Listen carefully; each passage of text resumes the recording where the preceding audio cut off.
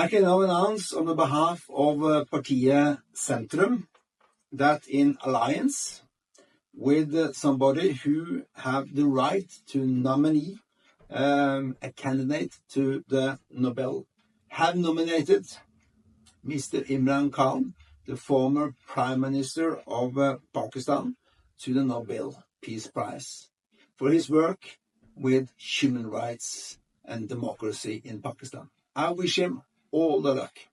Thank you.